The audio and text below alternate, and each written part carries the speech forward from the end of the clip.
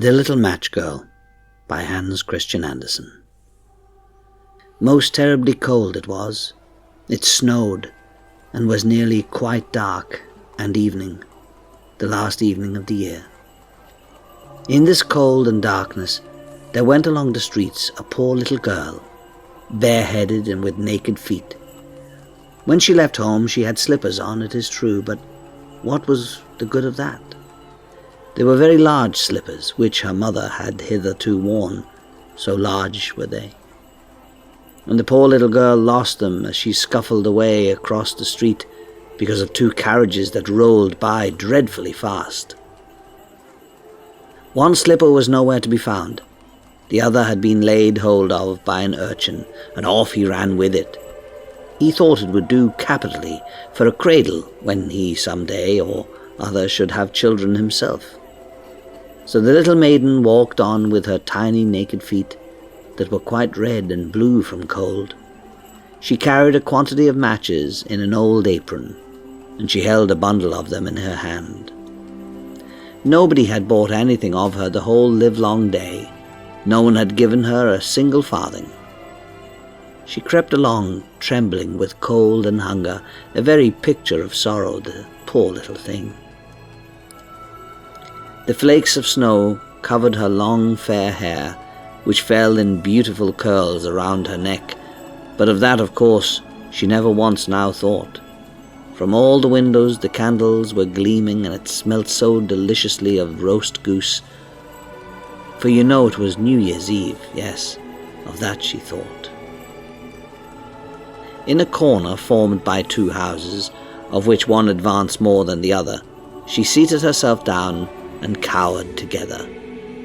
Her little feet she had drawn close up to her, but she grew colder and colder, and to go home she did not venture, for she had not sold any matches, and could not bring a farthing of money. From her father she would certainly get blows, and at home it was cold too, for above her she had only the roof, through which the wind whistled, even though the largest cracks were stopped up with straw and rags. Her little hands were almost numbed with cold. Oh, a match might afford her a world of comfort. If she only dared take a single one out of the bundle, draw it against a wall, and warm her fingers by it. She drew one out. Whoosh! How it blazed! How it burnt! It was a warm, bright flame like a candle as she held her hands over it. It was a wonderful light. It seemed really to the little maiden as though she were sitting before a large iron stove with burnished brass feet and a brass ornament at top. The fire burned with such blessed influence, it warmed so delightfully. The little girl had already stretched out her feet to warm them too, but the small flame went out, the stove vanished. She had only the remains of the burnt-out match in her hand. She rubbed another against the wall. It burned brightly, and where the light fell on the wall, there the wall became transparent like a veil, so that she could see into the room. On the table was spread a snow-white tablecloth. Upon it was a splendid porcelain service, and the roast goose was steaming famously with its stuffing of apple and dried plums. And what was still more capital to behold was, the goose hopped down from the dish, reeled about on the floor with knife and fork in its breast, till it came up to the poor little girl, when the match went out, and nothing but the thick, cold, damp wall was left behind. She lighted another match. Now there she was sitting under the most magnificent Christmas tree. It was still larger and more decorated than the one she had seen through the glass door in the rich merchant's house. Thousands of lights were burning on the green branches, and gaily coloured pictures, such as she had seen in the shop windows, looked down upon her. The little maiden stretched out her hands towards them when the match went out. The lights of the Christmas tree rose higher and higher. She saw them now as stars in heaven. One fell down and formed a long trail of fire. "Someone is just dead," said the little girl.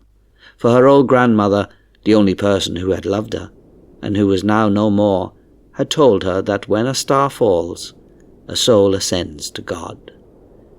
She drew another match against the wall. It was again light, and in the lustre there stood the old grandmother, so bright and radiant, so mild, and with such an expression of love. "Grandmother!" cried the little one. "Oh, take me with you. You go away when the match burns out. You vanish like the warm stove, like the delicious roast goose, and like the magnificent Christmas tree." And she rubbed the whole bundle of matches quickly against the wall, for she wanted to be quite sure of keeping her grandmother near her. And the matches gave such a brilliant light that it was brighter than at noonday. Never formerly had the grandmother been so beautiful and so tall. She took the little maiden on her arm, and both flew in brightness and in joy so high, so very high, and then above was neither cold, nor hunger, nor anxiety. They were with God. But in the corner, at the cold hour of dawn, sat the poor girl with rosy cheeks and with a smiling mouth, leaning against the wall, frozen to death on the last evening of the old year. Stiff and stark sat the child, there with her matches, of which one bundle had been burnt. She wanted to warm herself, people said. No one had the slightest suspicion of what beautiful things she had seen. No one even dreamed of the splendour in which, with her grandmother, she had entered on the joys of a new year.